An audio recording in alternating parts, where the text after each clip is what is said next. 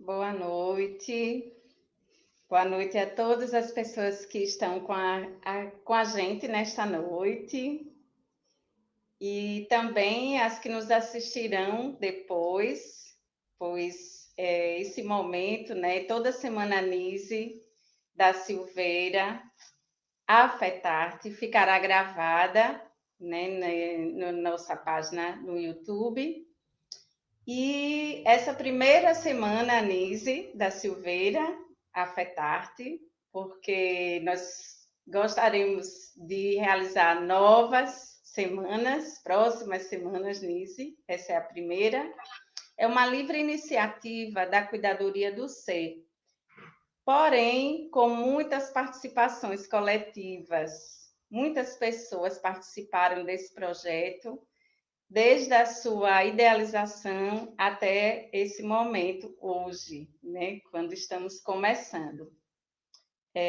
Nós temos também, para que esse momento se realizasse, a coparticipação da Casa das Palmeiras, este espaço, né, essa casa de cuidados, que fica no Rio de Janeiro, que foi fundada pela doutora Nise na década de 50 e que ela mesma denominou um pequeno território livre, né?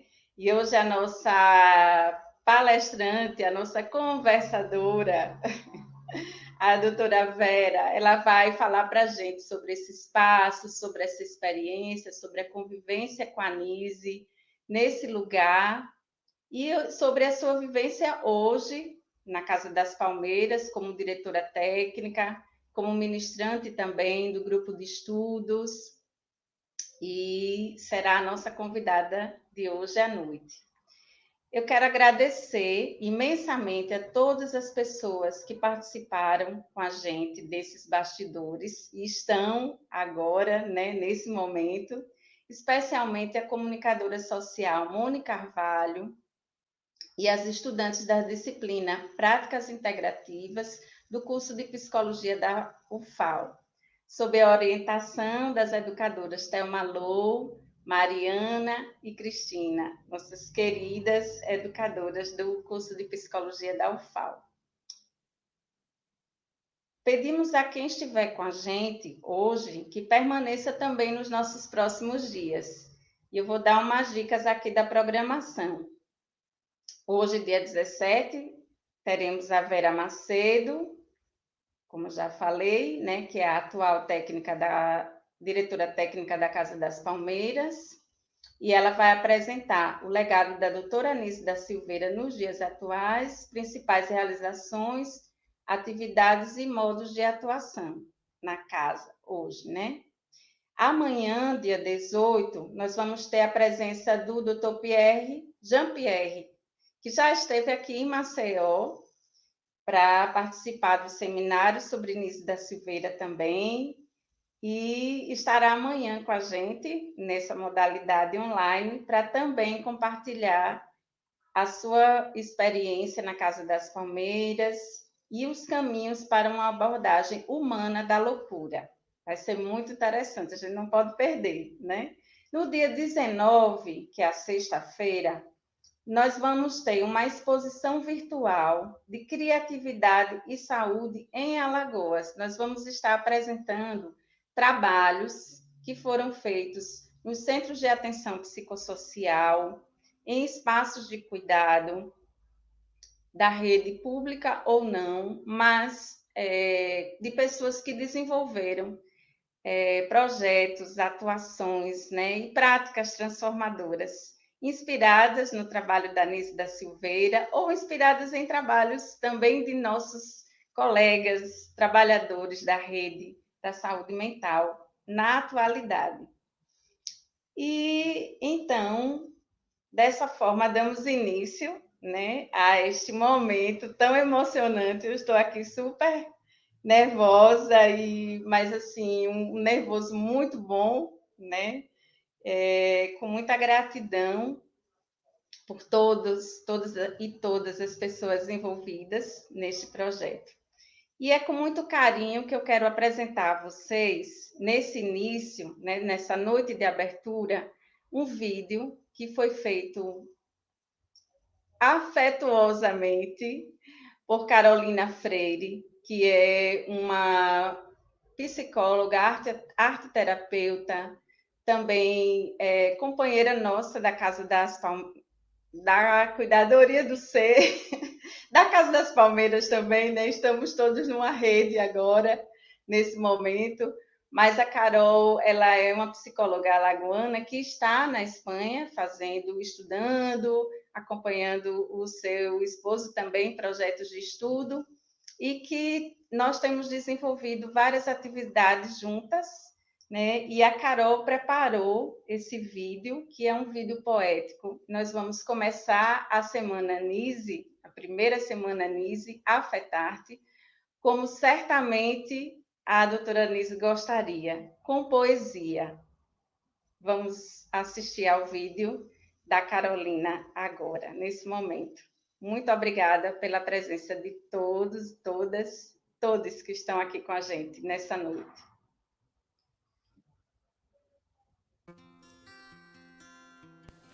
Nise, afeta-me, me deixo afetar. A Nise que quero, vejo em você, afeta-me. Hoje nos resta a Nise que vejo, a Nise que busco, a Nise que sou. Agora vibra o que aqui se celebra. Celebremos a arte como existência, o modo de viver como arte, dialógico, libertário, amoroso, político.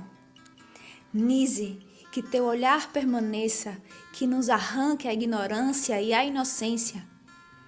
O mal existe, ele está em nós, mas o mal habita confortavelmente em corpos que só comem, defecam e desejam poder. Então, que fique claro a política pública de saúde mental que queremos. Afeto, medicação, vínculo, internação voluntária na praia ou no campo. Loucura não se prende, loucura afeta. Nise, que teu olhar permaneça, que nos arranque a ignorância e a inocência. O inédito continua viável.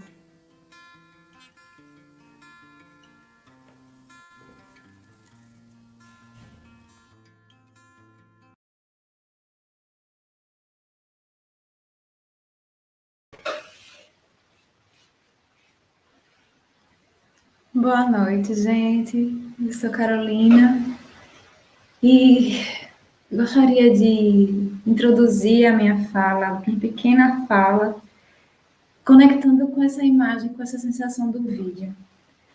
Toda vez que eu revejo esse vídeo, meu coração pulsa tão forte, me dá um agarrado na garganta, me dá vontade até de chorar. E foi assim que eu terminei o vídeo, quando eu concluí a fala. Muito emocionada, muito afetada. Por Nise, por toda a situação que a gente está vivendo no Brasil. Né? E respingando em todos os lugares do mundo. Então, eu convido vocês que viram esse vídeo e quiser, ver ele de novo, e fechar um pouquinho os olhos. Quando ouvir a palavra inédito viável, o que é que vem na cabeça de vocês? Inédito, viável. Esse termo que foi criado por Paulo Freire, ele significa que uma imagem que foi um dia projetada num sonho e que até foi vislumbrada de alguma forma, ela existe. Ela existe. E como dizia a poeta brasileira que eu digo também, que tudo que é imaginário existe e é, né, que agora me foge o nome dela, mas vocês que acompanham a saúde mental podem até conhecê-la. A gente tem que se fixar nessa possibilidade de inédito. Né? Paulo Freire coloca que quando a gente está numa situação limite, a gente tem que se agarrar nessa esperança. Nessa esperança que é uma ação, que não é sentar e aguardar, é esperançar. E acredito que essa semana é uma semana para a gente esperançar, para a gente se afetar, para a gente estar junto, para a gente mobilizar. Então, eu vou estar aqui com mais tempo de fala, no sábado, né, junto com a roda, e agora eu só queria deixar esse momentozinho de arte para a gente começar a sentir essa afetação que a gente quer promover nesses dias. Eu afeto e você me afeta, Nise nos afeta. E é isso. Muito obrigada pela presença de todos e que a gente esteja juntos nessa semana. Eu só peço licença que provavelmente eu vou ter que sair um pouquinho antes, porque já vai terminar quase 1h30 da madrugada aqui na Espanha e eu vou precisar me ausentar para poder ter energia todos os dias da semana. Ok? Então, muito grata. E agora eu já passo a fala para a doutora Vera, que eu tenho muito orgulho de estar aqui compartilhando com ela e com toda essa história que ela carrega. Ok? Muito grata.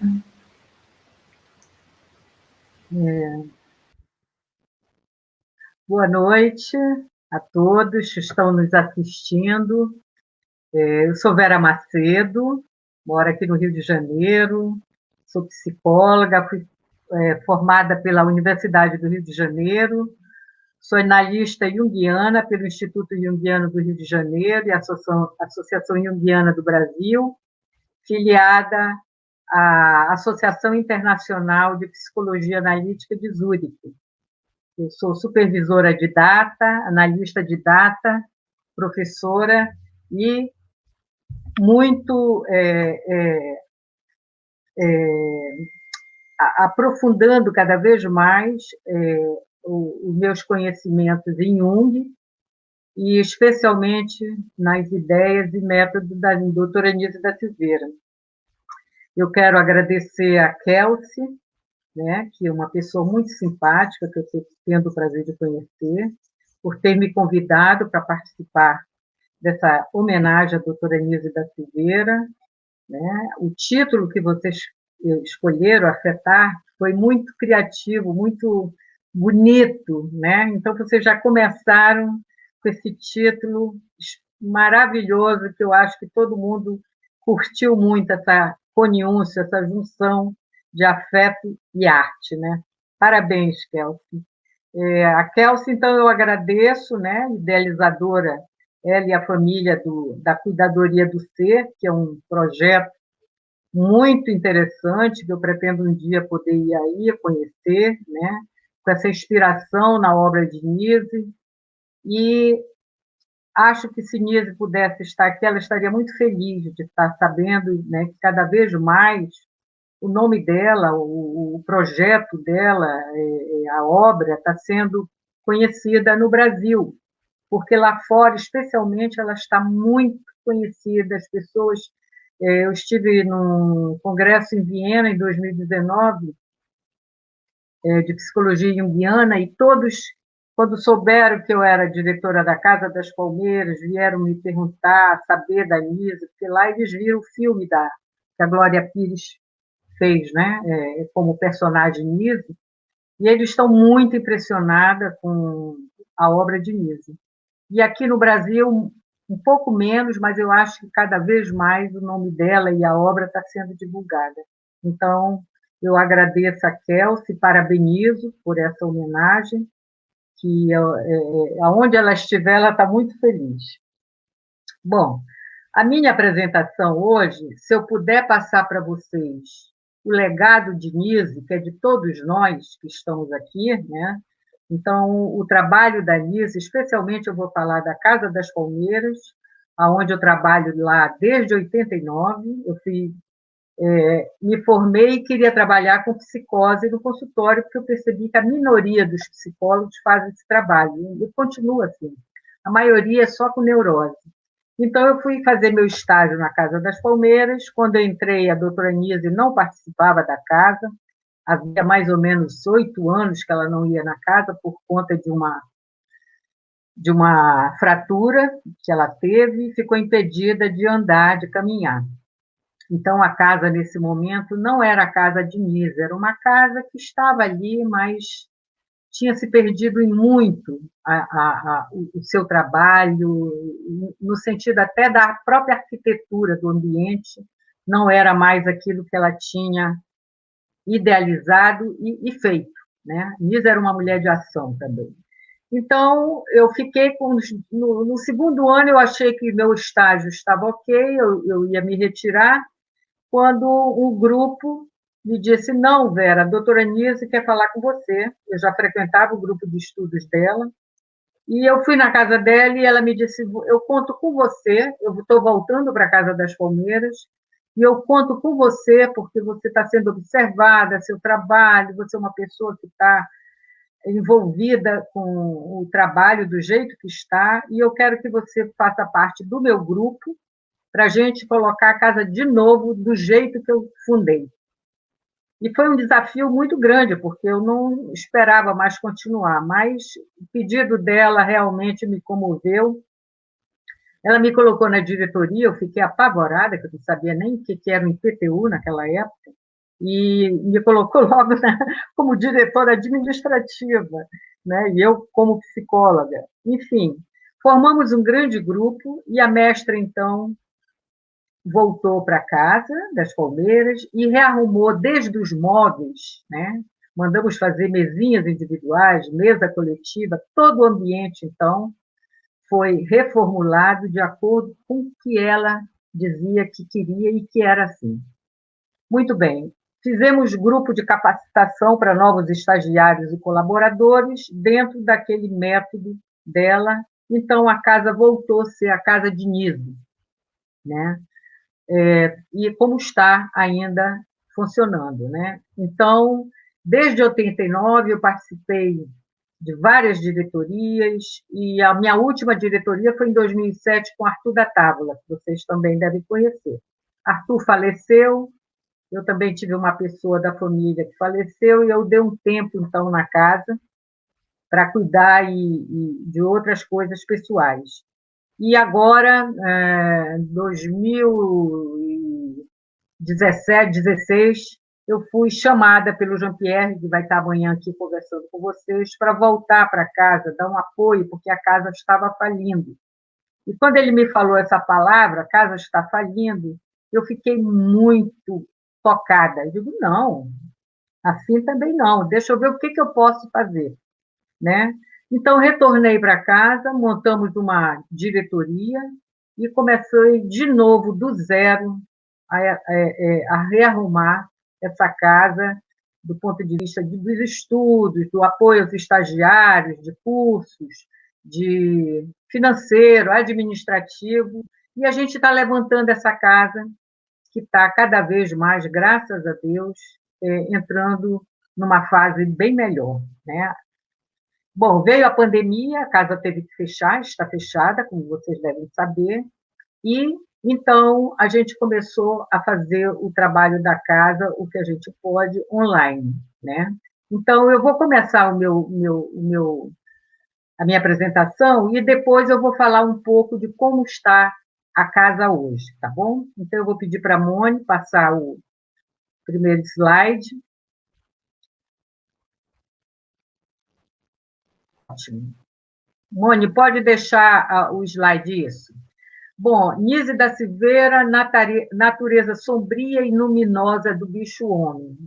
É um título que a Nise tinha horas que ela ficava muito angustiada de ver nós, bicho-homem, de uma forma tão sombria, ao ponto de ela dizer, se houver reencarnação, na outra vida eu quero vir como bicho, como gata. Porque realmente, como ela e o Jung diz, nós temos, como foi belamente apresentado no vídeo da Carolina, parabéns, Carolina, esse afeta-me, nós temos que estar vigilantes a esse afetamento, senão a gente vira robôs, né? Então, essa tua proposta de passar esse vídeo e convidar que nós nos deixemos nos afetar é de uma grande importância, né? A Nise, ela queria que a gente fosse afetada pela nossa sombra, pela essa natureza sombria, como disse a Carolina no vídeo. O mal nos habita, o mal e o bem nos habitam, né? Então, nós temos que ter essa consciência dessa nossa natureza, que ela tanto pode ser luminosa, né? Buscando e e fazendo coisas maravilhosas, né? Coloquemos aí a ciência, o homem na sua individualidade, né? O homem no coletivo, em sociedade. Nós podemos nos apresentar como seres luminosos, né? de eros, mas também a gente não pode esquecer que nós temos a natureza sombria, terrível, e que a maioria não quer ver, não quer se dar conta dessa nossa natureza. E é importante, então, que a gente veja como a ciência, como vários aspectos do políticos e etc., entram nesse caminhar tão sombrio, como a Nise viu, participou disso. Pode passar o outro, Mônica? Obrigada. Bom, a Nise da Silveira, ela nasceu em 15 de fevereiro de 1905, Maceió, né, Alagoas, e faleceu no dia 30 de outubro de 1999, minha mestra querida. Estava juntinho nesse momento dela, dessa dor, né? Foi uma profunda dor para mim de perder a minha mãe arquetípica. Ela me deu esse título. Eu era filha dela arquetípica e eu a chamava de minha mãe arquetípica, né? Então, doutora Nise, filha do Faustino, professor Faustino, e Maria Lídia, né? Os pais dela, o professor Faustino, além de ser professor de matemática, também era jornalista, né? A família tinha um jornal que hoje pertence à família Cola. E a dona Maria Lídia era uma autodidata pianista maravilhosa. Então, a Nise foi criada nesse berço, né, nesse aquário, onde a cultura, a arte já fazia parte da família, né? E ela dizia que convidava artistas, cantores nacionais e internacionais, e tinham grandes saraus na sua casa, né? A mãe cantava óperas, tocava piano, o pai gostava de dançar, tinha um lado boêmio, a paixão dela, né? Então, a Nise tinha primos e parentes muito próximos, escritores, né? Então, a cultura, a arte, fez parte do mundo de Nise desde muito cedo. O pai dela tinha uma biblioteca que, desde cedo, incentivou essa filha a estudar, a ler os grandes clássicos. Então, a Nise vem desse berço, desse ambiente onde a cultura, a arte se fazia presente. A imagem dela da primeira comunhão, aqui jovenzinha, com 15 anos, aqui quando ela já está aqui no Rio de Janeiro, e aqui é o casal Maria Lídia e professor Faustino. Pode passar, Mônica, por favor.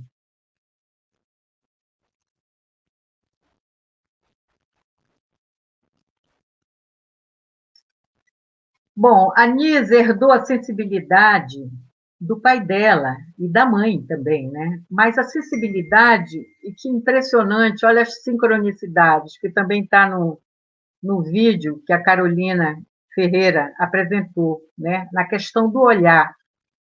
Ela, desde cedo, viu que o pai tinha um olhar penetrante. Ele, quando queria falar com ela, ele pedia que ela olhasse nos olhos dele. Então, desde cedo, essa criança viu que este olhar dela, né, olhando para o pai e o pai olhando para ela, essa troca de olhar, era algo muito importante. Então, Nise falava muito desse olhar do pai, que foi um olhar de muita sensibilidade durante o processo dela de trabalho e de vida, né?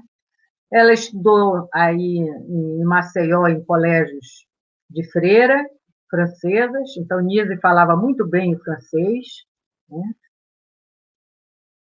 Depois, ela foi estudar com o pai dela, que era professor e que dava aula para os rapazes que queriam fazer universidade, que nessa época não tinha universidade em Maceió, só na Bahia.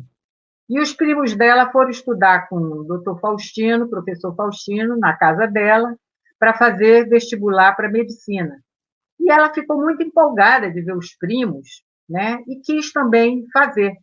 O pai dela até ficou surpreso, mas ela quis fazer, então ela passou a frequentar os cursos de aulas de vestibular que o pai, o professor Faustino, dava aos primos e aquele grupo de rapazes. Já aí ela era a primeira e única mulher nesse grupo dentro da casa dela, né? Então a Nise presta o vestibular e passa com apenas 15 anos. Aqui é a foto dela, né? E a idade limite para entrar na universidade era de 16 anos. E ela contava com muito humor, ela dizia, meu pai, foi a primeira vez que meu pai deu uma de malandro. Teve que falsificar minha certidão para me poder entrar na Universidade da Bahia, em Salvador. Universidade da Bahia, em Salvador. Então, aqui, ela, uma menina, né, ingênua para a vida, né, que está indo e foi para Salvador com os primos, ficou morando no lugar inicialmente de freiras e depois ela alugou, o pai dela alugou um quarto para ela morar.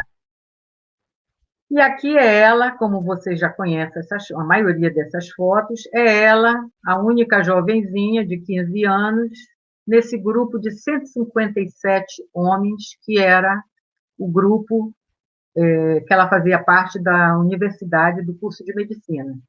Então, a Nise, ela já começa sendo pioneira como a primeira mulher de Maceió que fez o curso de medicina. Era um curso só e exclusivamente nessa época para homens. Então, ela já ousou, né? E foi a primeira mulher de Maceió a fazer o curso de medicina. A mestra me disse que foi nesse curso de medicina que ela conheceu a maldade, a sombra, né? O lado mal, como a gente viu no vídeo, que nos habita.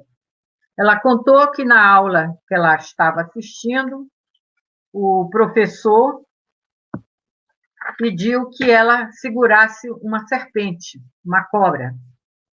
E ela viu que, nesse momento, esse professor estava meio que desafiando, primeiro por ela ser mulher. Como que ela usava uma menina, uma mulher, que está fazendo um curso de medicina que é só para homens? Então, ela sentiu que era um desafio, né? Já era um preconceito contra essa menina, contra essa mulher. E, ao ver isso, através do olhar dele, de uma forma sádica, como ela percebeu, ela disse, eu tive que segurar toda o meu medo, a minha repulsa, e estendi as mãos, e o professor colocou nas minhas mãos e me deixou por horas segurando aquela cobra que se movia no meu corpo, né? Então, um momento de muita angústia, tensão, repulsa por aquele animal, mas ela enfrentou aquele olhar que ela viu, o olhar da maldade, do sádico, né? Do desafiador, do preconceito. E aí, então, ela ficou por um tempo com aquela cobra na mão e passou para o amigo do lado, que rejeitou e não quis. E ela ria muito, brincando, e dizia, Vera, o cara que era homem, meu amigo, amarelou, não conseguiu segurar a cobra, né? Então, esse é o primeiro contato dessa jovem, com 15 anos, onde ela vê a maldade já no outro. Durante o curso, a doutora Nise se apaixonou pelo doutor Mário, que são primos, né, de primeiro grau. Se apaixonaram, e aqui é outra quebra de paradigma, de padrão, né, porque é incestuoso, né, namorar um primo de primeiro grau. A família dela e dele não gostaram, não aceitaram muito, mas eles bancaram esse amor por muito tempo, até a morte do doutor Mário, que se formou em medicina e foi um grande sanitarista do Brasil, coisa que a gente está precisando, né? Então, eles foram um casal cúmplice, eles só casaram em 1968, formalmente, porque doutor morresse, ela não ia ficar com a pensão dele. E apenas por esse motivo, porque eles não tinham ter esse ritual de casamento. A Nise tinha uma cabeça realmente que não era para o tempo dela.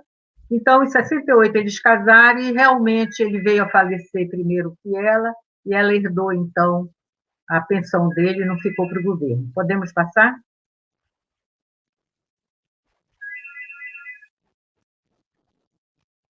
Bom, a Nise terminou o curso dela de medicina, voltou para Maceió em dezembro.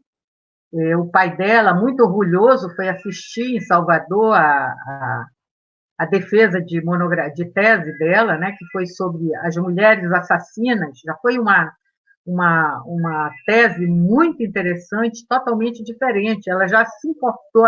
Olha, essa jovem que se formou com 20 anos, né, já foi buscar para a tese dela algo diferente. Ela fez sobre as mulheres assassinas presas de Pernambuco, Maceió e de Salvador, Bahia. Então, a tese dela é sobre os marginais, essas mulheres marginalizadas. Muito bem. E aí, ela voltando para Maceió, em fevereiro, o professor Faustino faleceu. Era o grande amor dela, o pai. Eu dizia para ela, eu nunca vi Édipo tão forte. Ela ria, né? Por esse pai, né? E Nise ficou arrasada, Dona Maria Lídia também, e decidiram vir para o Rio, morar no Rio. Dr. Mário já estava aqui. Então, em 1927, Nise e a mãe dela, Maria Lídia, desembarcam num vapor aqui no Rio de Janeiro. Vão morar lá em Santa Teresa, e aí, então, a Nise começa a buscar trabalho, né? Ela vai trabalhar lá na Praia Vermelha, quem conhece o Rio, no Pinel, no Centro de Neurologia.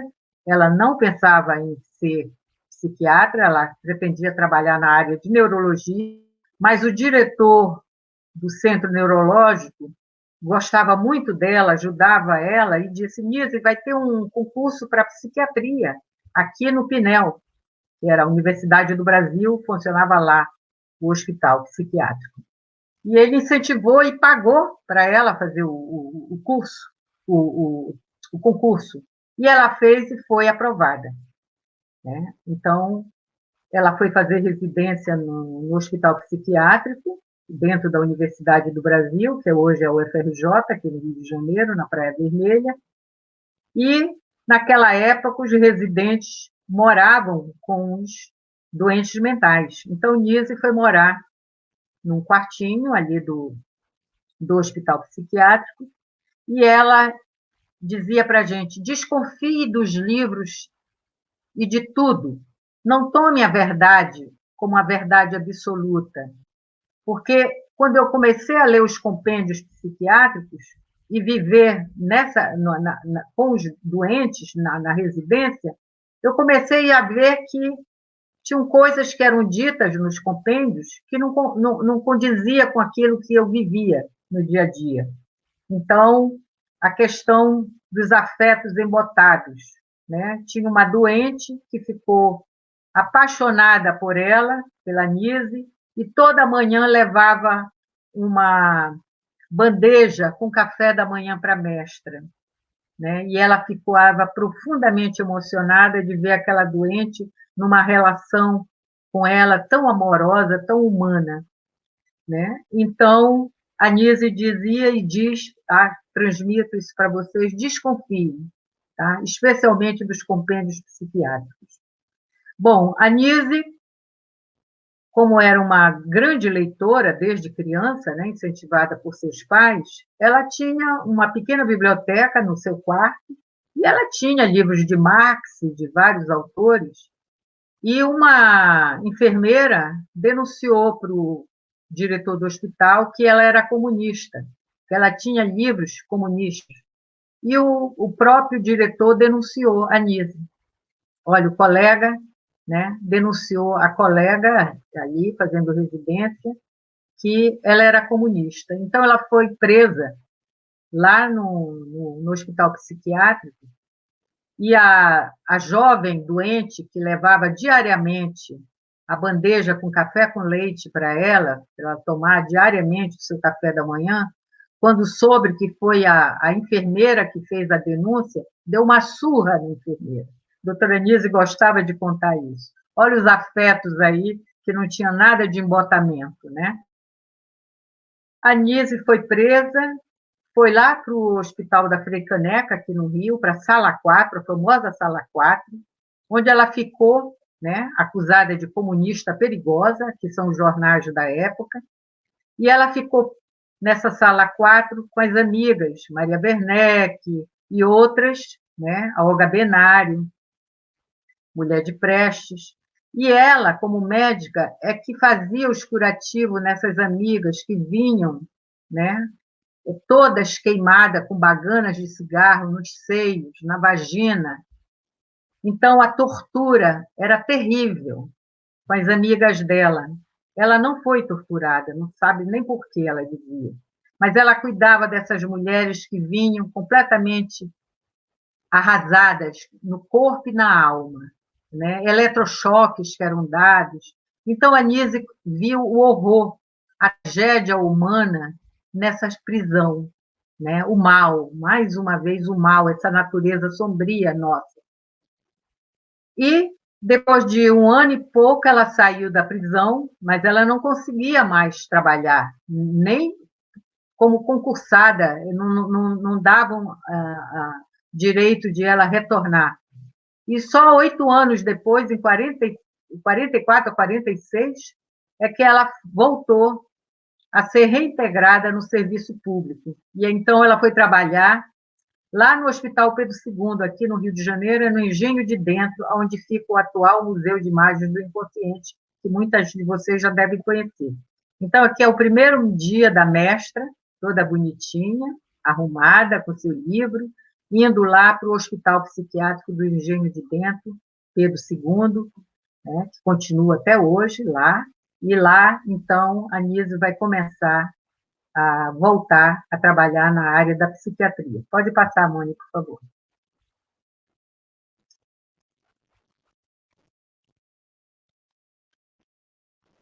Bom, quando chega lá no hospital, né, ela percebeu que aquilo não era um hospital terapêutico digno de um tratamento daquelas pessoas, mas aquilo era pior do que uma prisão. Para entrar, tudo era cheio de cadeados, de grades, né? Tudo dependia de um enfermeiro, de um guarda, para você entrar de uma ala para outra.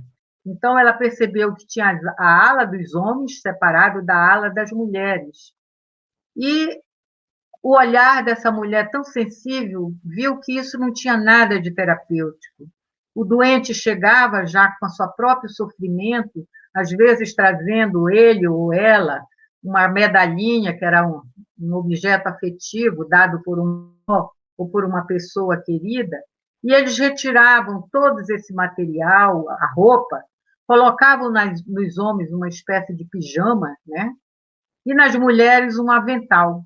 Então, Nise disse, isso despersonalizava mais ainda aquele indivíduo, porque era retirado, igual na prisão, os seus pertences, colocado no saco plástico e tirado deles isso.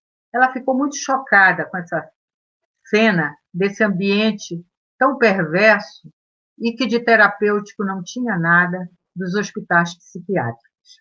Vamos lá?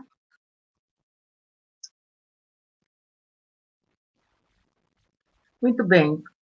Quando ela chegou no hospital, como ela estava afastada há anos da psiquiatria, o diretor do hospital, que gostou muito dela, disse: Nise, você vai conhecer os principais métodos atuais, maravilhosos. Você está por fora que você não estava trabalhando.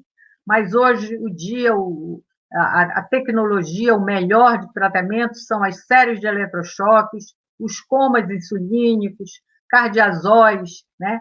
E ela foi olhando aquilo e a Nise chegou até a aplicar um coma insulínico e a doente ficou 4 dias sem acordar e ela, numa angústia, prometeu a ela mesma que ela jamais voltaria a fazer uso desses métodos.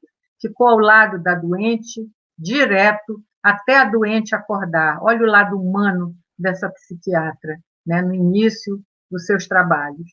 E aí a doente, graças a Deus, voltou, como ela dizia, e ela, a partir dali, disse que não faria uso desses métodos de coma insulínicos. Então, o diretor disse, então você vai trabalhar com a série de eletrochoques, e levou ela, vocês conhecem essa cena, apareceu no filme, né? Então ele mostrou que era uma coisa rápida, bastava colocar aquela aparelhagem toda na cabeça do doente, encher a boca de gases para os dentes não trincarem e quebrar, estupidez, que é aquela carga de choque elétrico no cérebro da pessoa. E ela viu aquela convulsão, aquela coisa horrorosa e disse, não, eu não vou fazer isso também, não vou fazer uso disso. E ele, mas o que é isso, Nisa? Então, como é que você vai trabalhar aqui? Né? Ele não sente dor, olha, ele vai ficar dormindo aí 3 dias. Né? E ela ficou horrorizada, lembrou dos eletrochoques dados na prisão, né? E de jeito nenhum ela disse não. Ele disse, então, só resta a terapêutica ocupacional. Ela disse, eu fico com a terapêutica ocupacional. E quando ela foi trabalhar no setor de terapêutica ocupacional dessa época, do Hospital Psiquiátrico Pedro II, ela viu que os doentes eram usados, eram meros objetos do uso da instituição. Eles usavam os doentes para costurar os lençóis rasgados das enfermarias, colocavam os doentes para levar as cestas de lixos, as cestas de roupa para as lavanderias, sem ganhar absolutamente nada. Então, faziam uso desses doentes para trabalhos que eles não tinham que fazer isso. Ela ficou revoltada, voltou com o diretor e disse, não, você me deu a terapêutica ocupacional, mas você vai me autorizar, eu vou mudar tudo. E ele disse, faz, você que sabe. Né? E ela, então, fundou, em 1946, o STOR, Setor de Terapêutica Ocupacional de Reabilitação, onde ela pegou, né, aqueles lençóis mais velhos, cortou, fazendo telas, abriu os primeiros ateliês, né, o ateliê de pintura, de desenhos, ateliê de modelagens, ateliê de artes aplicadas, e vários ateliês de estilografuras, ateliês de trabalho com encadernação, enfim, ela abriu vários ateliês, sapatearias, e foi, a partir desses ateliês, ela foi vendo, né, como a importância dos doentes nesses trabalhos e também nas atividades que ela promovia, né, das festas, por exemplo, a festa junina, que é um ritual, né? Então, ela preservou a festa de carnaval, a festa de Natal, e todas elas é encenado, como é até hoje o trabalho da casa. Por exemplo, na época de Natal, os doentes, ou os clientes, como ela gostava de chamar, não pacientes, né? Ela chamava de doente porque todos nós podemos ficar doentes. E clientes, porque alguns pagam. Então, eram clientes também. Né? Então, a Nise tinha esse cuidado de trazer a Casa das Palmeiras, o trabalho dela, para essa questão mais humana, tirando o rótulo, né, preconceituoso de hospital psiquiátrico, da psiquiatria. Né? Ela queria estar longe desses rótulos psiquiátricos. Então, a Nise começou lá no STOR, né, a fazer as festas, que é uma foto dos doentes na festa junina, alegria, participação, não só deles, mas como toda a equipe, inclusive ela participava. Aqui é a atividade de música. Né? Então, ela viu que o trabalho dos ateliês é um trabalho dessa energia, dessa libido, que ela, e a partir dessa introjeção, o doente faz as suas produções espontâneas que vêm desse profundos do inconsciente, né? totalmente espontânea, não há direcionamento, nada. Por isso que ela não gostava que as pessoas chamassem o trabalho dela de arte-terapia. A arte-terapia é um trabalho maravilhoso, mas que não é o trabalho da Nise. O trabalho da Nise é um trabalho de pesquisa profunda do processo inconsciente do psicótico, da natureza humana. Bom, então ela viu que esses ateliês promovia esse mergulho do doente no inconsciente para trazer as suas imagens dessa profundidade. E, ao mesmo tempo, ela percebeu que as atividades, né, em grupo, de música, como tem, né, de teatro, de contos de fada, promovia uma socialização e também uma aproximação com o outro, onde o esquizofrênico, os mais regredidos, têm dificuldade de se relacionar, né? Por isso que ela introduziu, então, os coterapeutas animais, porque ela viu que, em determinado nível de regressão, eles não querem contato nem com o ser humano. Pode passar, Moni, por favor. Bom, então, a Nise, depois de recolher todo esse material do desenho, das imagens feitas nos ateliês e das pinturas espontaneamente, ela foi montando álbuns, né, com aquela série de imagens, e, num determinado momento, ela percebeu que essas imagens pareciam mandalas, eram imagens de uma totalidade, que, dentro da tradição psiquiátrica, era impossível um doente esquizofrênico fazer desenhos de uma imagem, de uma totalidade, de uma unidade. Geralmente, os desenhos deles deveriam refletir a fragmentação, a sua dissociação. Então, tem, né? Geralmente, essas imagens são fragmentadas, uma parte do corpo, né? Misturas. Então, quando ela viu essas imagens, ela perguntou para os colegas dela, né, psiquiatras, olha, será que eu posso pensar que isso são imagens, mandalas? E eles riam, né? A Nise encontrou uma resistência e um preconceito imenso com os colegas dela da área da psiquiatria, com o trabalho dela. Ah, Nise, você está brincando, isso que você faz é brincadeira. Isso não tem nada a ver com mandala, né? E alguns até acusaram que ela ia de noite lá no setor, né? E fazia os desenhos e dizia que eram os doentes. Olha que loucura.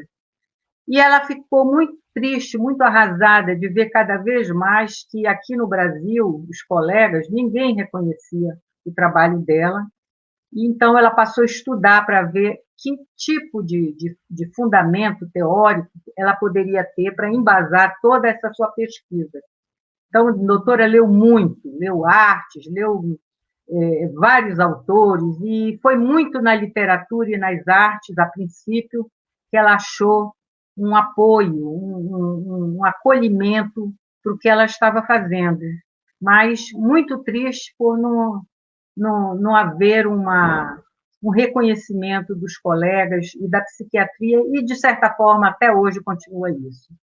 Muito bem, ela juntou uma série de fotos dessas mandalas produzidas pelos doentes no Museu de Imagens do Inconsciente, que ela fundou em 1952. Então, o setor, o STOR, passou a ser Museu de Imagens do Inconsciente. E ela mandou, então, para Jung uma série dessas fotos e essa carta, onde ela dizia, mestre, ela se apresentava, estava trabalhando, fazendo uma pesquisa com doentes que sofriam de esquizofrenia, e que eles desenhavam espontaneamente essas imagens, e se ela podia considerar isso como mandalas, né? E ela fez essa pergunta para o mestre Jung. E aí, como ela dizia, eu fiquei um mês olhando diariamente, angustiada, ansiosa, se a carta do Jung estava lá no meu escaninho de correspondências. E um mês depois, quando ela abriu lá, ela viu a carta do Jung, escrita pela secretária dele, Aniela Jafé, pode virar, que dizia que não só aquilo eram mandalas, mas como ele queria ficar com essas imagens para deixar, que está até hoje no Instituto de Zurique, como prova, né, de que do trabalho dela e dele também, e de que dessas imagens arquetípicas, né? Até hoje está lá no Instituto Jungiano de Zurique. Pode passar, Mani, por favor. Então, Nise, como dizia, ela teve 4 filhos que ela considerava. O primeiro foi o Museu de Imagens do Inconsciente, que ela fundou em 52. O segundo, ela fundou em 55 o grupo de estudo, que ela deu o nome ao Carl Gustav Jung, né? O grande guia dela, teórico. Em 56, ela fundou a Casa das Palmeiras, e em 74, a Associação de Amigos, que ela tinha medo que o museu fosse retirado lá do Hospital Psiquiátrico, né? Então, um grupo de amigos fizeram associação para dar apoio ao museu, como dão até hoje. A Casa das Palmeiras, ela tem para a Nise um sentimento muito especial, ela traz muito particular e significativo, porque a Casa das Palmeiras representa o sonho realizado no museu. Ela dependia dos psiquiatras que tinham que mandar os ateliês. E muitos não acreditavam no trabalho, então não mandavam os doentes para fazerem as suas produções nos ateliês. Então, ela ficava presa ainda a esses colegas preconceituosos, que uns mandavam, manda eles brincarem lá com a Nise, né? Sempre menosprezando o trabalho dela. E aí ela pensou um dia de fundar um espaço onde ela não dependesse mais desse ir e vir desses colegas. E então ela se juntou com uma artista plástica, uma educadora, uma assistente social, uma psiquiatra, formaram um grupo, né, e fundaram, então, a Casa das Palmeiras, com nome não tem nada a ver com psiquiatria, que era tudo que ela queria. Então, nessa época, a casa era um casarão grande na Tijuca, na frente da casa era cheio de palmeiras, e uma das componentes do grupo escolheu o nome, vamos botar então Palmeiras. A Nise prontamente acolheu e passou então a ser chamada Casa das Palmeiras. Casa das Palmeiras é uma casa, como já foi dito pela Kelsey, um espaço livre, né? Ela abre de 1h até as 5h30. Os clientes chegam lá como eles podem, uns precisam de ajuda, os familiares, os cuidadores levam, outros vêm de metrô, outros vão andando, outros vêm de ônibus. E Nise queria que a casa fosse essa ponte entre uma internação, que alguns já tivesse tido ou não, né, e a sociedade. Então, a casa funciona como uma ponte, né, no sentido de ver se no momento de menos regredido, o doente possa voltar para uma vida mais normal, né? Então, a Casa das Palmeiras, ela recebe os doentes e encaminha para os ateliês até às 3h. Eles ficam mergulhados, cada ateliê com os monitores, e o trabalho da casa é de observação e escuta. Não é trabalho interpretativo, não se pergunta o que você está fazendo ou o porquê. Isso é muito um trabalho metodológico da psicanálise.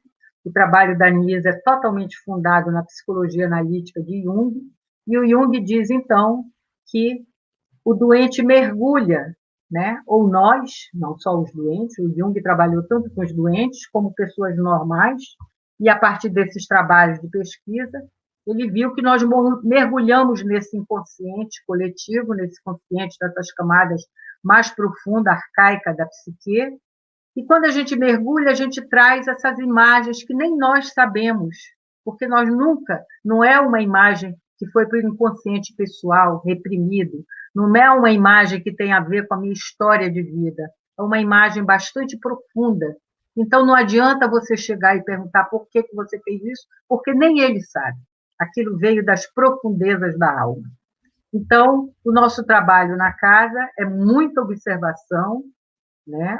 E também trabalhando como eles, se eu estou no setor de pintura, eu pinto e desenho, com um olho lá, outro cá, observando se algum comentário vai ser feito para mim anotar. Então, a gente vai fazer o fechamento do dia para olhar como é que a casa funcionou no dia como um todo. E cada doente, como é que esteve, né? Como frequentou quais ateliês e as atividades, enfim. Então, esses são os 4 filhos de Nise. Pode passar. Muito bem, eu estou trazendo agora a questão da medicalização. Tem muita gente que não conhece o trabalho profundamente da Nise e diz que ela é contra a medicalização.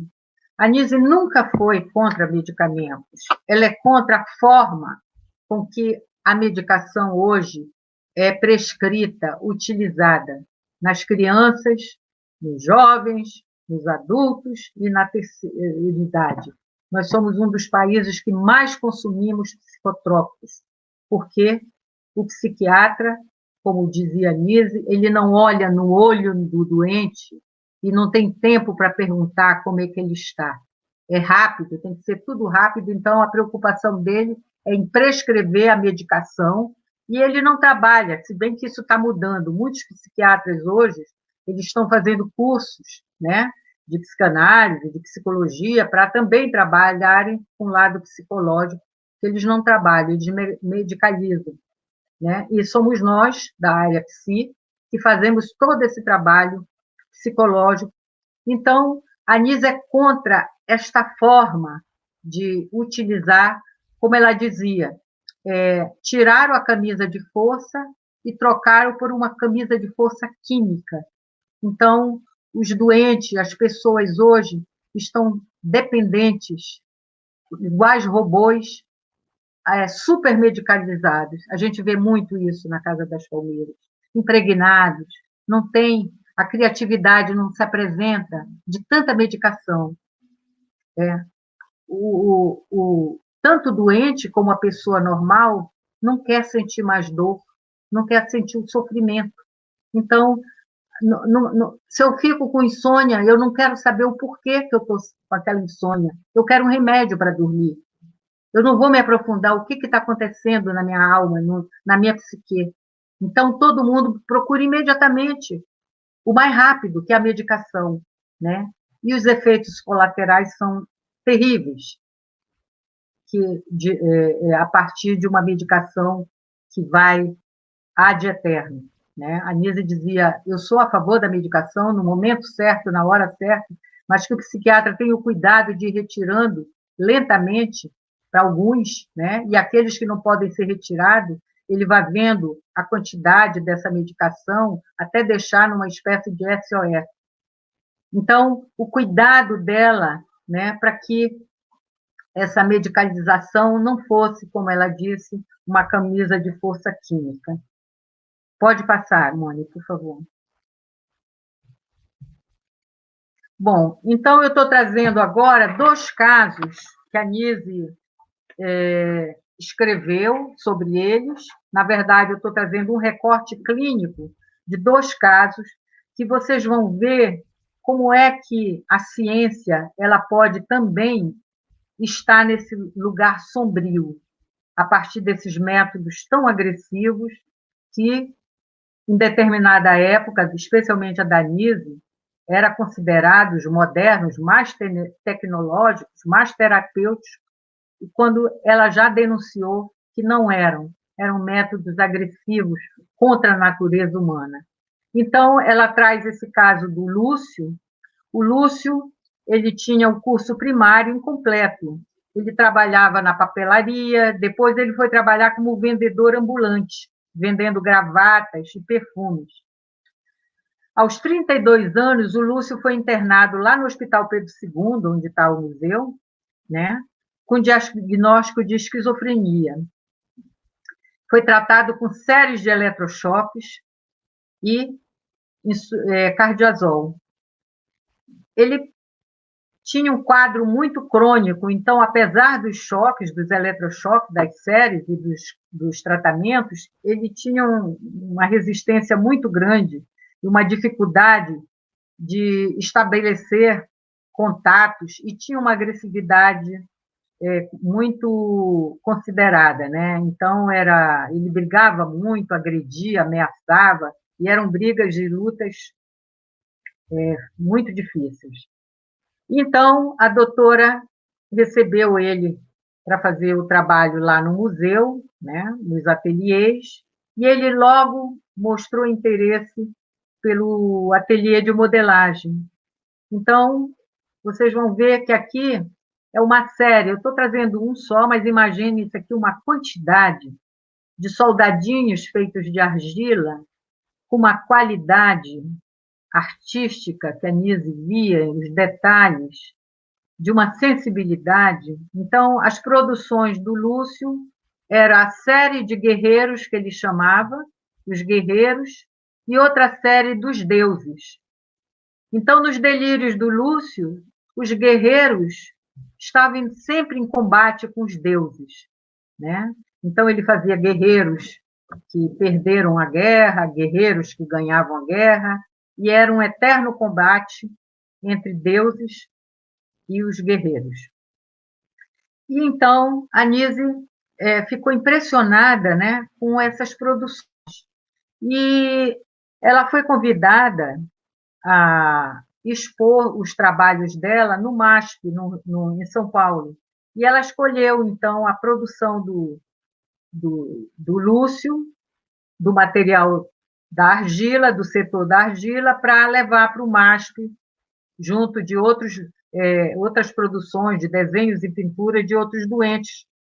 Então, mas antes de ir para São Paulo, para a exposição, o psiquiatra e a família procuraram a Nise dizendo que eles iam fazer uma psicocirurgia, uma lobotomia, que é a separação dos lóbulos dos cerebrais.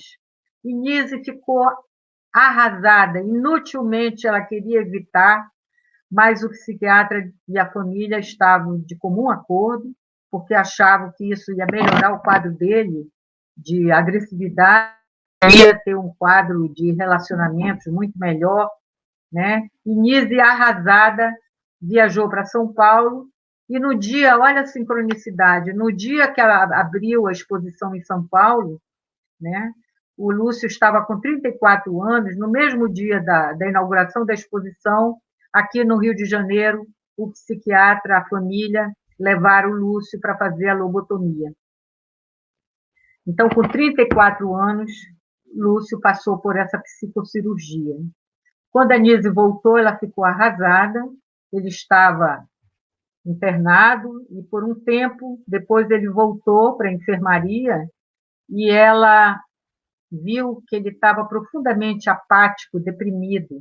Então, ela pediu para os monitores levar materiais de pintura, de desenho na enfermaria, para ele desenhar, para ele fazer argila, né? E ela ficou impressionada que ele fez 2 imagens após a cirurgia. A primeira foi essa, uma espécie de cérebro com uma serpente no meio, como se separando os 2 lóbulos. Então, olha só, literalmente, ele representou nessa imagem dessa argila o que fizeram com ele. E a outra imagem, pode passar, Mônica, por favor. Ele construiu na argila esse busto, né? Vocês veem a diferença entre a qualidade dos deuses que ele fazia e dos soldados guerreiros e essa face grotesca, né? Inexpressiva, terrível. Então, e ele não quis mais fazer argila, ele não queria mais nem sair da enfermaria, ele ficou num processo de profunda depressão crônica, mas mesmo assim Nise mandava, então, papéis, lápis de cores. Então, a gente está vendo aqui uma regressão dessa libido para as camadas mais profundas, mais arcaicas da psique. As últimas séries que ele fez, a Nise viu nessas imagens, são séries de girinos. Então, ele já saiu dessa dimensão humana, foi regredindo para uma dimensão mais regredida, né? Muito mais essa libido regredida, monstruosa, né? De seres monstruosos, e ainda mais regredida, saiu da dimensão humana e foi para os seres dos anfíbios, os girinos, os sapos. E depois regrediu mais ainda e só fez garatujas, ao ponto de chegar o momento ele dizer que ele não queria receber mais ninguém e morreu. E essas imagens, então, ficaram para nós, que somos estudantes do processo, né? Onde a gente vê essa libido, essa regressão a partir dessa psicocirurgia. Então, Nise conclui: a lobotomia separou o pensamento dos estados emocionais de Lúcio, cindiu eternamente, para sempre, de forma irreversível. Não trouxe melhora nos relacionamentos ou nas atividades sociais. Anulou a capacidade de Lúcio, a capacidade criadora. A apatia e a depressão crônica se apoderou de Lúcio drasticamente.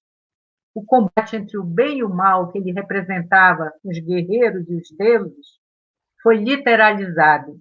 E o último delírio de Lúcio foi: os meus inimigos colocaram 2 dínamos dentro do meu corpo para me destruírem e para tornar esses dínamos em gato e rato. Então, a Nise fez toda uma leitura simbólica, né, de que aquela guerra, aquele combate que ele já trazia já era um prenúncio. A primeira imagem do Lúcio foi o menino Jesus, uma modelagem, onde ele fez o seguinte comentário: o menino Jesus vai ser massacrado pelas forças do mal. Parece que ele já estava pressentindo, premoniciando do que ia passar com ele. Ele foi totalmente penalizado por uma ciência que se dizia tecnológica e que fez dele, da grande combate que ele fazia entre deuses e guerreiros, um combate literal de gato e rato, como disse a doutora Nil. Bom, pode passar, Mone. É um caso são 2 casos que nos afetam muito, e a gente tem que ficar afetada para a gente ver e entender esse trabalho profundo de Nise. Esse segundo recorte clínico que eu trago para vocês é outro caso também, né, onde a gente vai ver como esse trabalho da Nise ele é tão profundo, né? Ele faz um contato com essa alma, com a dor, através desses trabalhos dos ateliês. Então, o caso do Isaac, o Isaac era o filho único, o pai dele era um rico negociante que faleceu quando o Isaac tinha 9 anos. E como filho único, essa mãe, com a perda do pai, super protegeu o Isaac, mimando ele excessivamente. Isaac, com 19 anos, foi estudar radiotelegrafia e passou para a Marinha Mercante. E se apaixonou por uma vizinha, loura, muito bonita, e começou a namorar e casou. E numa dessas viagens que Isaac fez longa para a Europa, quando ele retornou, ele soube que a mulher, a esposa, tinha traído com um vizinho.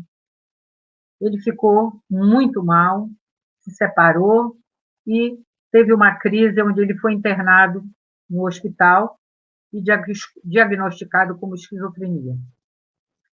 A partir daí, ele passou a frequentar os ateliês do museu, e essa é a primeira imagem que ele fez, né, onde ele fez o autorretrato, né, a persona, como ele se sentia garboso, né, com essa farda né, um homem sedutor, um homem poderoso.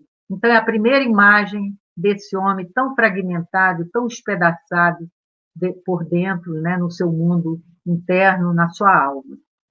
E nosso trabalho é de observar essas imagens e as séries. A gente trabalha como Jung trabalha os sonhos. As imagens nós procuramos trabalhar as séries delas. Então, Nise, observando as imagens, né, viu que, em seguida, ele começou a trazer aqui a história dele pessoal. A segunda imagem, a gente vê uma mulher, ela estava observando no ateliê, ele primeiro desenhou essa mulher nua, por isso a importância de a gente observar.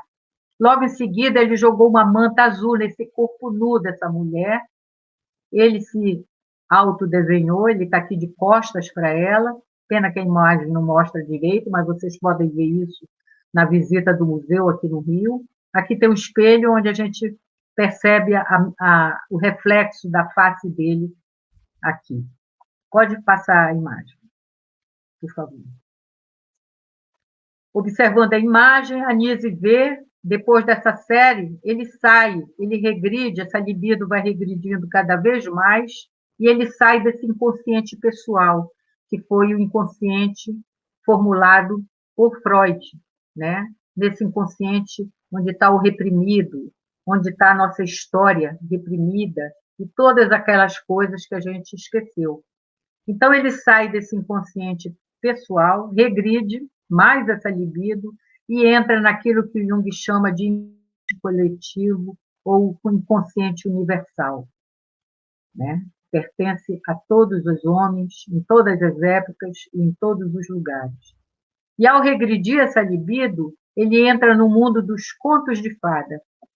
Primeiro, a Nise vê, aqui ainda está, a gente ainda na história pessoal dele, né? A gente vai ver aqui essa imagem, que é como se ele tivesse expulsando a mulher de casa, e o monitor escreve o que ele comentou. Olha a importância de a gente estar ouvindo se sai alguma fala espontânea, e não a gente interrogando, né? Então, o monitor escreveu a frase que ele falou: era o destino, tudo estava escrito no livro da vida. A próxima imagem, a gente vê, então, depois dessa imagem da mulher expulsa de casa, a gente vê a figura de uma mulher onde é essa aqui, onde ele está olhando olhos nos olhos, né? Com quem diz, revela para mim a verdade, né? Depois ele delira, como se eles pudessem voltar, estivessem juntos, né? Então, se reconciliaram. Depois ele faz uma outra imagem da esposa, uma imagem bonita, de um rosto sereno, mas, em seguida, com muita raiva, a amada que traiu, ele agressivamente, ele risca, e olha a importância do nosso trabalho nos ateliês, de ver essas emoções intensas, né? Ele, com muita raiva, ele risca, quase fura o papel, né? Esse rosto dessa mulher amada que traiu. Pode passar, Mônica, por favor. Muito bem, aqui sim. Então, a gente saiu das imagens que faziam parte da história pessoal dele, essa libido da psique regrediu mais ainda, e a gente entra, então, numa camada mais arcaica do inconsciente, que é a camada onde a gente vai ver os contos de fadas ou os mitos. E aqui se apresentam os contos de fada, uma imagem que ele se coloca como um príncipe, e ela não. Ela é uma mulher comum, não é uma princesa. Mas, na próxima imagem, ela está ajoelhada pedindo perdão, e ele, então, a promove como uma princesa. Uma tiara, uma coroa em sua cabeça, e ele está levando para ela um ramalhete de flores. Né? A libido vai regredindo mais, as emoções cada vez mais intensas, vem um colorido, ele começa a delirar, um príncipe e ela é uma princesa que estão morando num palácio. Ao mesmo tempo, vem a imagem de onde ele é um príncipe, mas ela se torna uma gata feia, negra, feia, né? E aqui é um príncipe, mas ele se identifica como um camelo. Então, olha essa libido regredindo, os personagens saindo dessa dimensão humana e entrando numa dimensão mais regredida dos animais. Essas séries continuam, é um espetáculo de a gente acompanhar essa libido e esses motivos, esses mitologemas que vão surgindo a partir desse trabalho da Nise com os desenhos e as produções espontâneas.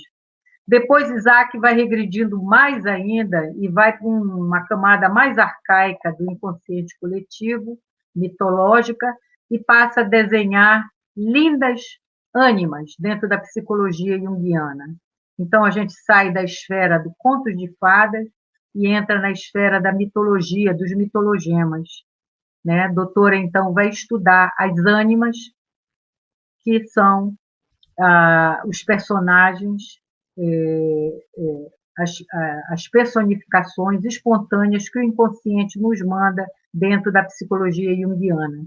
Então, ele faz uma série de ânimas, cada uma mais linda e refinada que a outra. E aqui, a última, ele está no museu fazendo esse rosto. A gente vê uma tristeza profunda, um olhar para um vazio. Isaac, então, morre desenhando essa mulher, esse rosto dessa mulher, e tem um ataque, um infarto fulminante, e morre ao desenhar essa última imagem dessa mulher.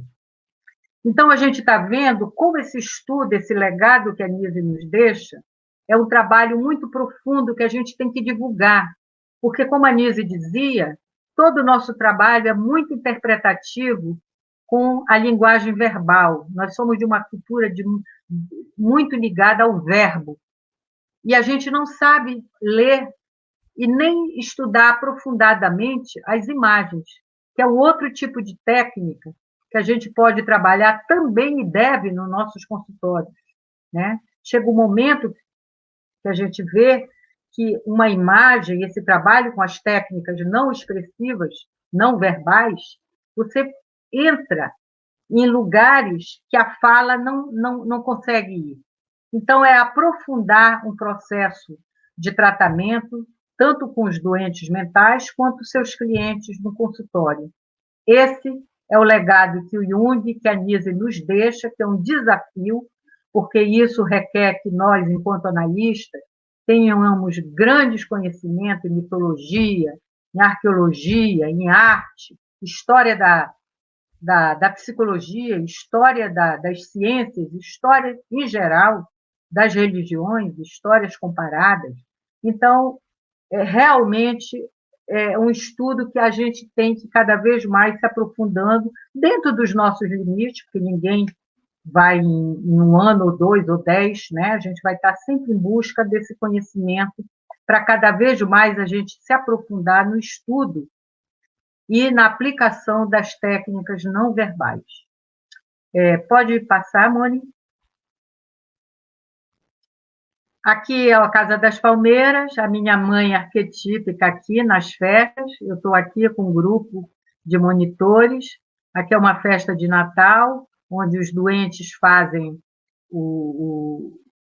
as cenas do presépio, do Menino Jesus, Nossa Senhora, né? Então, toda dirigida e feita por eles, né? E eles que escolhem quem vai participar desse teatro, dessa encenação.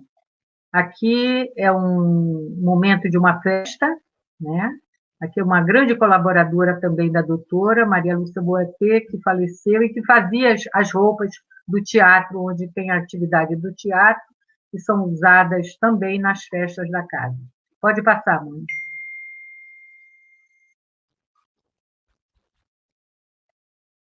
Deu sagrado, já no final da minha mestra Nise, ela morou comigo um mês na minha casa, e eu levei ela para uma viagem aqui, lá em Consultória, que ela queria muito ir.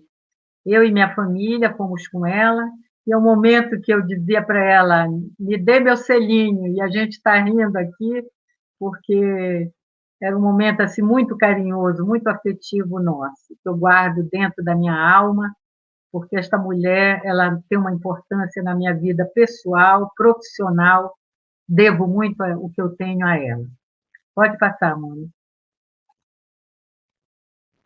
Aqui é uma frase muito linda e profunda da Nise: é necessário se espantar, é necessário se afetar, como Caroline disse, se indignar, se contagiar, só assim é possível mudar a realidade. A gente hoje está vivendo uma realidade de pandemia, de deserto, de descida, de catábases, né? Onde o coletivo todo está sofrendo. É preciso a gente se indignar com várias coisas que a gente está vivendo. Não vamos entrar em política, mas é um dos aspectos que a gente tem que se indignar, né? Para a gente mudar uma realidade que a gente pode também mudar. Pode passar o outro?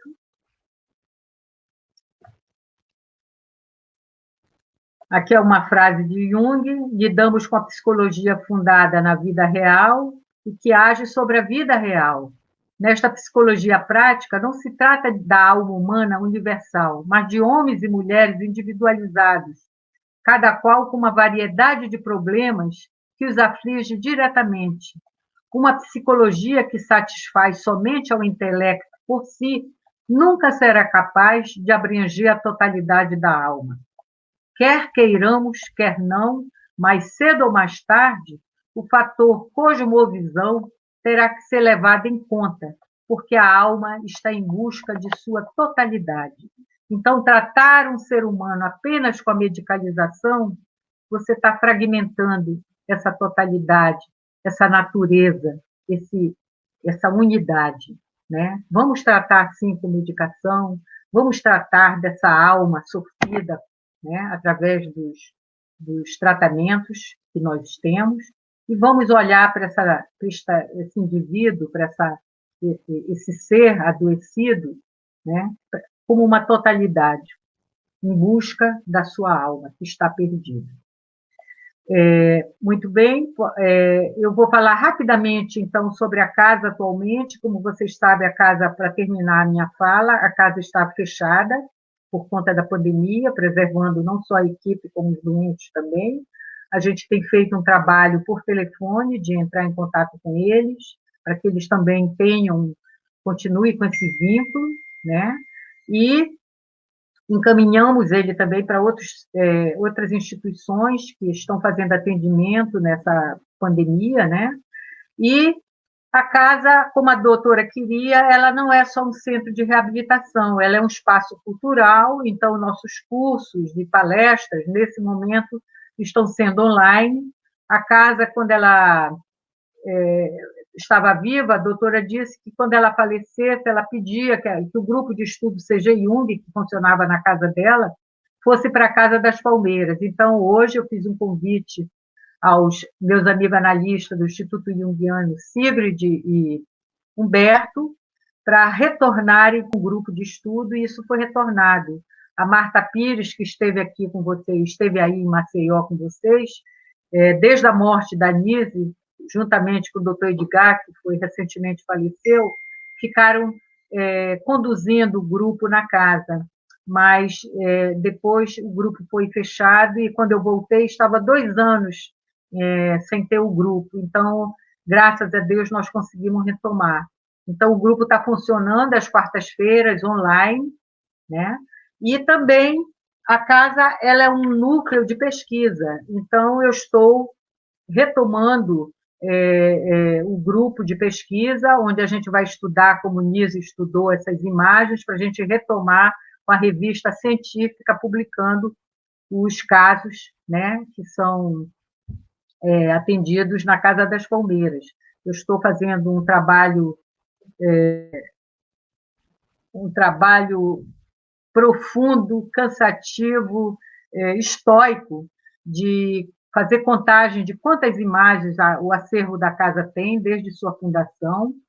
Mas uma das coisas que já nessa pesquisa me impressionou é que, a partir de 1950, quando os psicotrópicos foram introduzidos no Brasil, né, a gente vê uma grande diferença das imagens antes, a casa foi fundada em 56, então as imagens antes do psicotrópico, elas são de uma beleza, de um colorido, de uma criatividade, e como a partir das medicações, esses indivíduos, esses doentes, estão fazendo imagens tão depressivas, sem cores, tão fragmentadas, né? E isso já mostra um efeito também dessa questão desses psicotrópicos na mente dos doentes, né? Nós temos um relacionamento complexo, porque às vezes a gente precisa ligar para os psiquiatras e falar que estão super medicalizados, eles não estão conseguindo trabalhar nos ateliês, isso é muito delicado,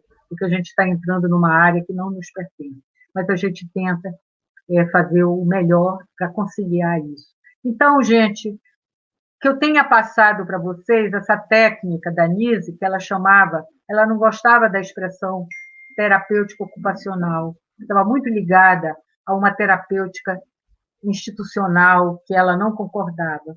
Para ela, a técnica, então, é emoção de lidar, nome que foi dado a partir de um cliente da casa, o Luiz, que estava fazendo, ao manejar a lã, ele fez um gatinho e, ao mesmo tempo, ele expressou que emoção de lidar fazendo esse gatinho. E ela, então, escolheu esse conceito, esse termo, emoção de lidar, que representa o método nisiano. Boa noite, obrigada.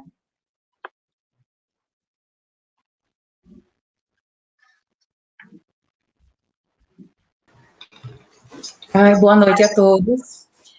Agora daremos início ao momento das perguntas que foram sendo realizadas no decorrer da apresentação da Vera. Desde já, quero agradecer a todos que se mantiveram aqui, né, ouvindo essa fala tão importante. Agradecer também a Vera. Inicialmente, nós vamos começar com os comentários que foram bem pertinentes. O Eclivan, ele considerou que a doutora Nise da Silveira, ela não teve filhos, mas exerceu sua lanternagem pela emoção de lidar do afeto catalisador. O Olhar de Nise foi, inclusive, um documentário que recebeu um prêmio internacional. E já o Luiz, ele diz que sorte da terapia ocupacional e do Anísio da Silveira como referência na saúde mental.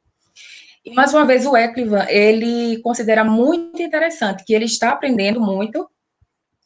Rita de Cássia agradece pelo o ensinamento de hoje, foi um grande aprendizado, e gratidão, ela agradeceu, também agradecemos.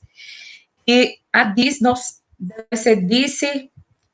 ela considerou, né, a lobotomia, o absurdo histórico da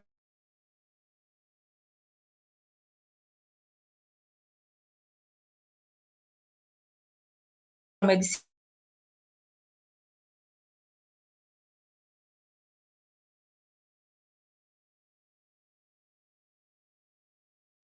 E o relato da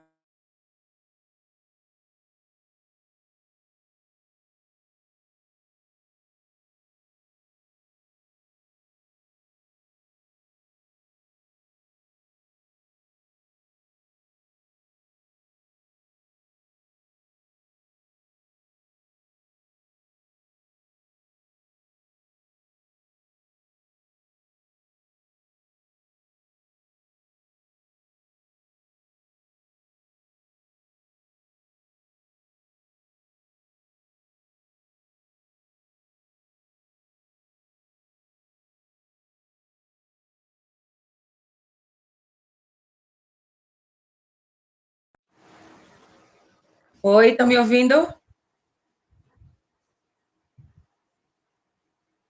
Finalizem se estão me ouvindo.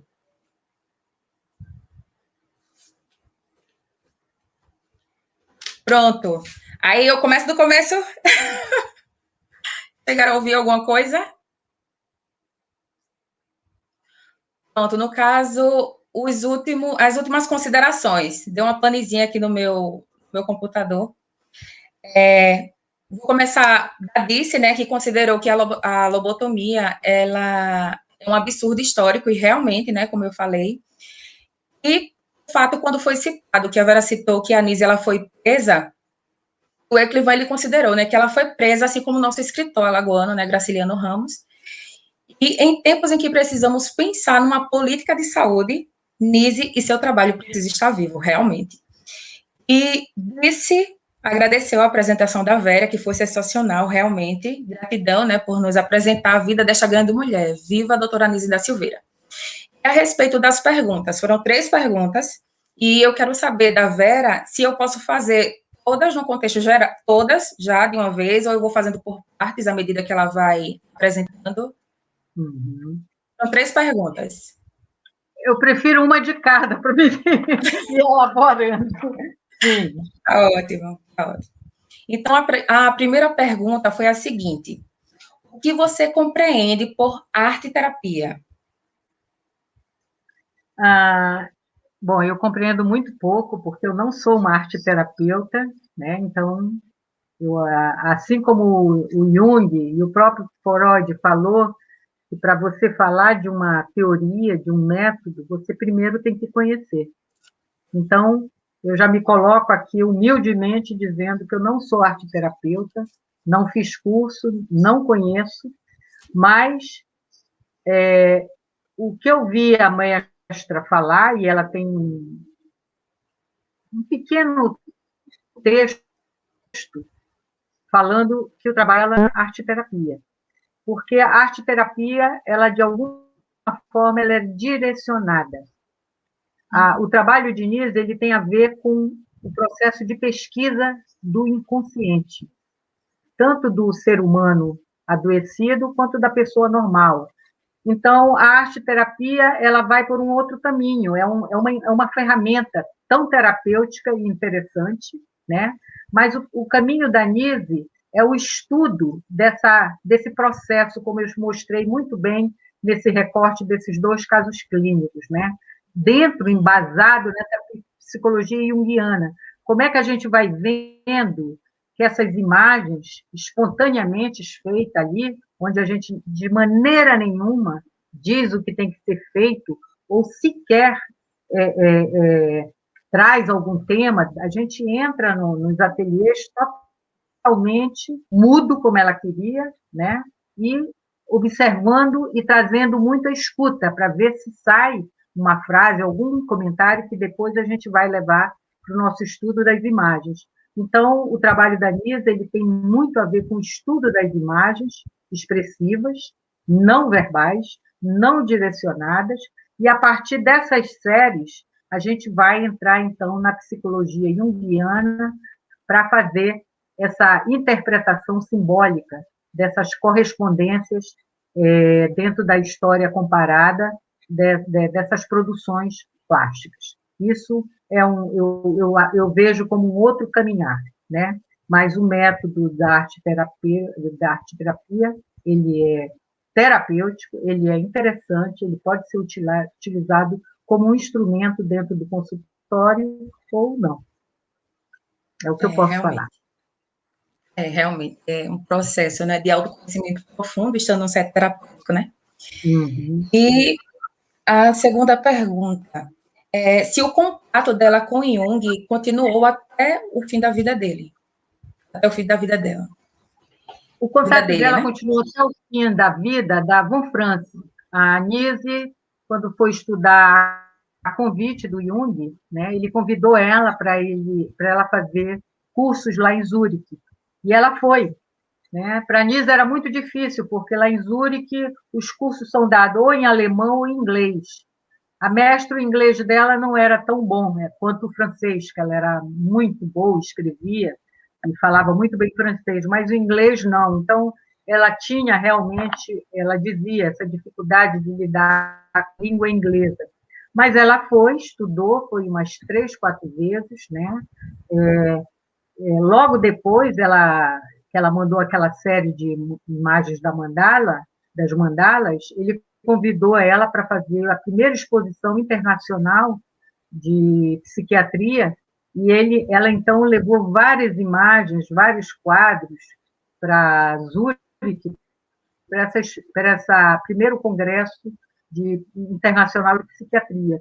E tinham era um grande salão onde tinham várias salas com imagens de vários países, de hospitais, e o Jung escolheu ir para a sala onde estava a Nise, do Brasil, e ficou lá até o fim da exposição. É aquela foto que vocês já viram, que ele está apontando com o dedo uma mandala, e onde ele assinou, autografou, né? E depois desse congresso internacional de psiquiatria, ele convidou para ela estudar, e ela foi. Então, ela teve contatos com ele, né? Depois que ela esteve lá, ela teve, na verdade, um contato que ela queria muito, ter uma conversa particular com ele. E a Aniela, que já foi secretária, dizia: Nise, é quase impossível, porque a agenda deste homem não tem espaço.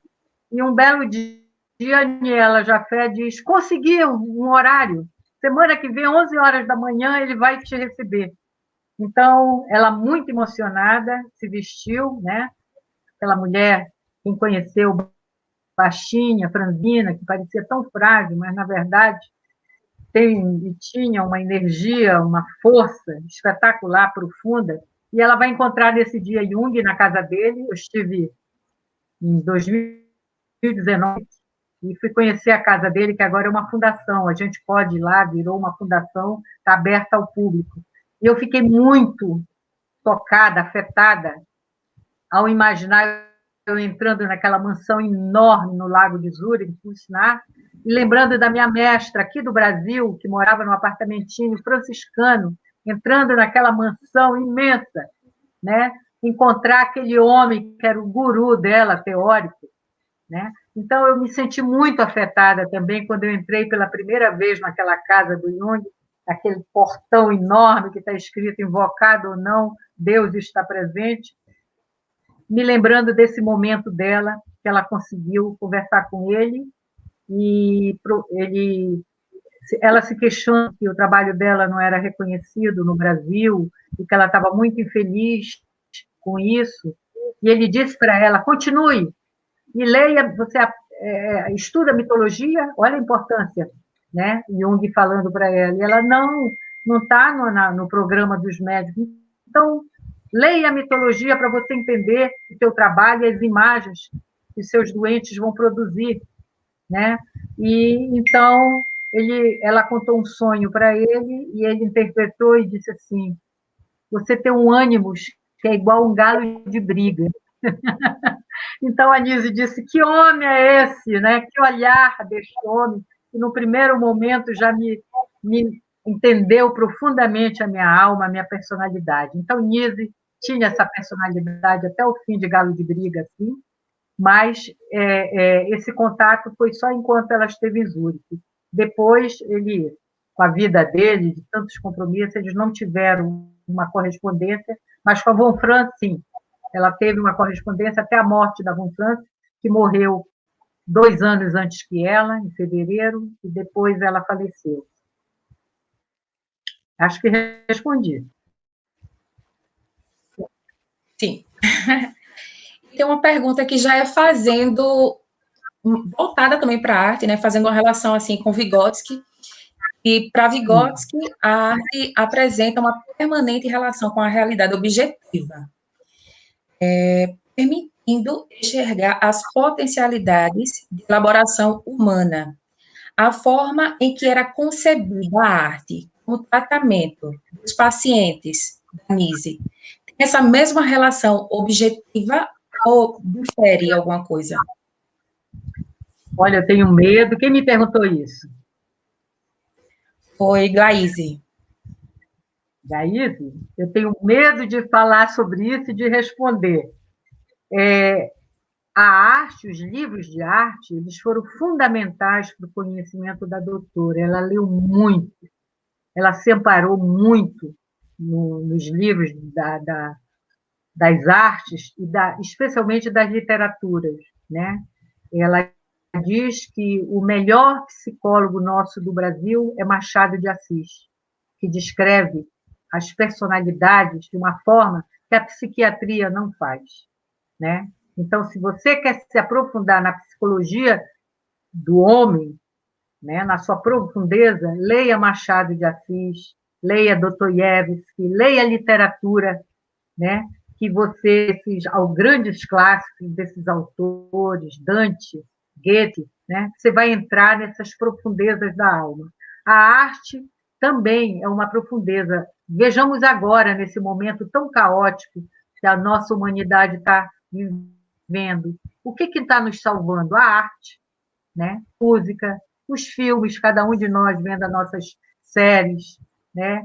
As, as lives musicais, né? Os teatros que foram transformados para a gente ver. Então, a arte ela é um pilar fundamental da alma humana. Não pode haver separação. Agora, tanto o Jung quanto o Nietzsche diziam que o trabalho deles não era arte, né? O Jung, quando ele está tendo a experiência dele, confronto com o inconsciente, ele ouve uma voz que diz: o que você faz é arte. E ele ficou impressionado, ele disse: não, isso que eu faço não é arte, né? Então, eu vejo, assim, do Jung um cuidado de querer, ali, construindo a psicologia analítica, as teorias dele, trazer muito essa conotação científica daquele trabalho, né? E, ao mesmo tempo, a Nise também querendo trazer essa questão dessa pesquisa do inconsciente de uma forma científica. Por isso ela dizia: eu não faço arte, eu faço pesquisa do processo profundo da psique, do inconsciente. Agora, a arte se apresenta. É impossível a gente olhar essas imagens que vocês viram aí e não olhar a arte está contida, né? Então, a Nise, ela leu muitos autores, Kandinsky, e ela pedia para a gente ler vários, né? Então, a arte, o que a Nise dizia, e o Jung também, são mergulhos nesse inconsciente de formas de... né? O artista mergulha, é uma outra forma, produz aquela arte e sai. O Jung e Nise, eles fazem desse mergulho pesquisa. Eles querem entender como é que esse processo desse mergulho se apresenta para um, para outro. Tá? Então, nesse sentido, eu vejo a diferença, embora estejam estreitamente juntas. Não dá para separar. Isso não é arte ou isso é arte. Né? Não dá para a gente olhar essas imagens que eu acabei de mostrar para vocês, especialmente do Isaac, aquelas pinturas das ânimas lindas. Né? Não dá para dizer que ali não tem arte. Então, eu tenho muito cuidado quando essa pergunta é feita, né? Como se a gente pudesse separar: isso é arte, isso é ciência. Né? Eu acho que elas se aproximam, se tangenciam. Uhum. Pronto, no caso, as perguntas elas foram finalizadas, foi até sair, mas vale fazer duas considerações, fazer para vocês dois comentários bem pertinentes. A Renata, ela traz que Basaglia diz que não é o manicômio que deforma a psiquiatria. Basaglia. Diz que não é o manicômio que deforma a psiquiatria, mas a psiquiatria que produz o manicômio. O legado da obra de Nise necessita estar conectado com a luta antimanicomial e com a luta em defesa do SUS. E ela agradece nesse encontro proporcionado pela Cuidadoria. E a Gleiciane Pereira, ela disse que a Nise foi um ser humano à frente do seu tempo. Revolucionou a área da psicologia, arte-terapia, serviço social, filosofia, enfim. Uhum. A Renata, a Nise, ela é pioneira, ela é anterior à Basaglia, a essa luta manicomial, ela já é pioneira, ela já veio nessa batalha, e nós estamos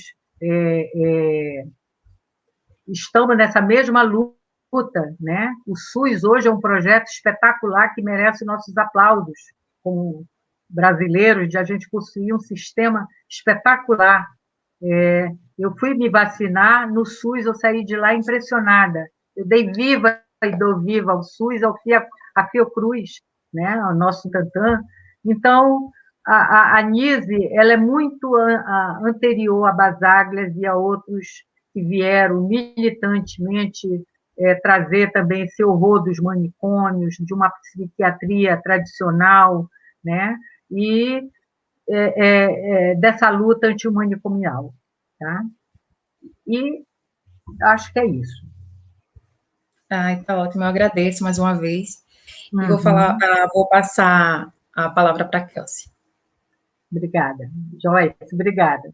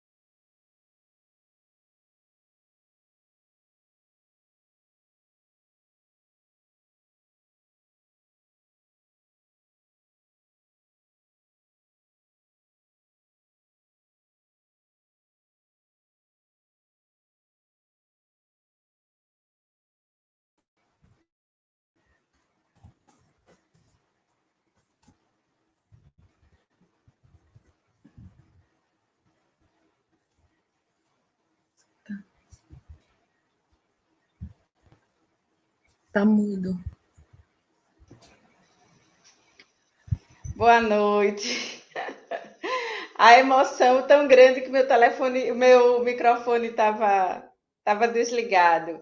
Eu queria agradecer imensamente, Vera, você, e colocar você também entre as nossas homenageadas, né, nessa noite. Você que traz essa herança da nossa mestra Nise, como você veio falando aí ao longo da noite. Você cultiva esse trabalho, né, hoje na Casa das Palmeiras, através do grupo de estudos que você coordena e da direção técnica também da casa.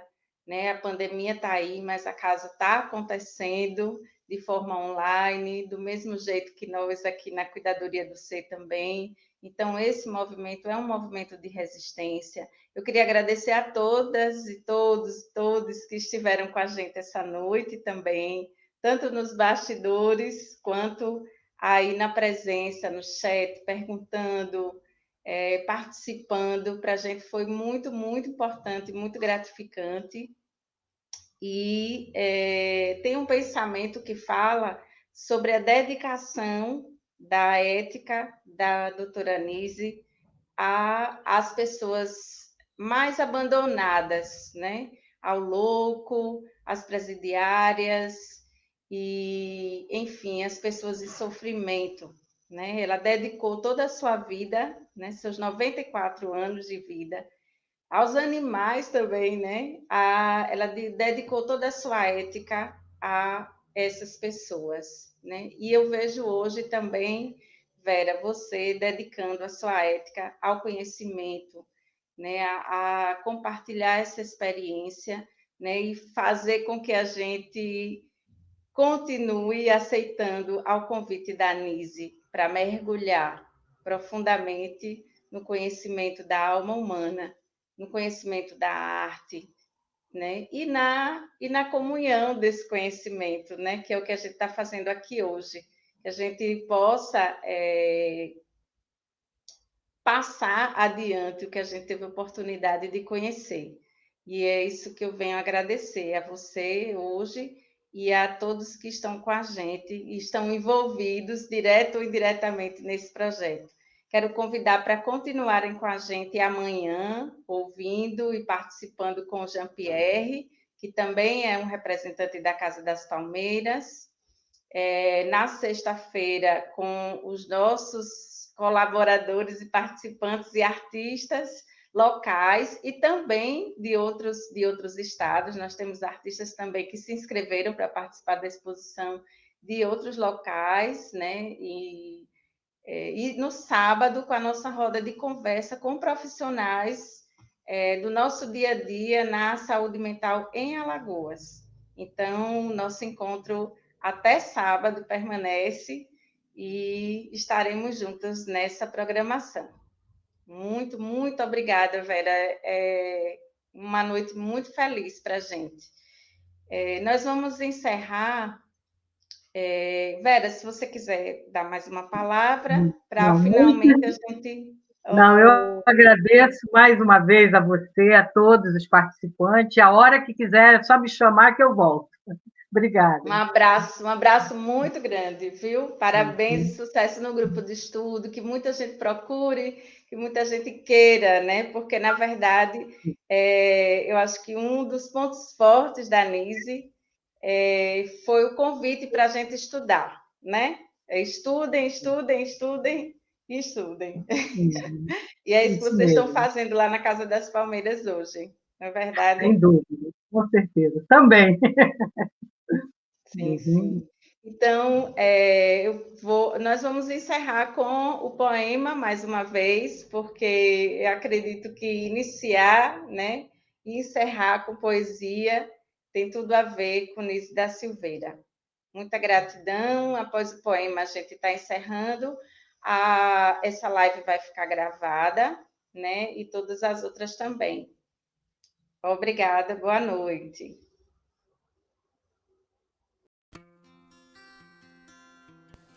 Nise, afeta-me, me deixo afetar. A Nise que quero, vejo em você, afeta-me. Hoje nos resta a Nise que vejo, a Nise que busco, a Nise que sou. Agora vibra o que aqui se celebra.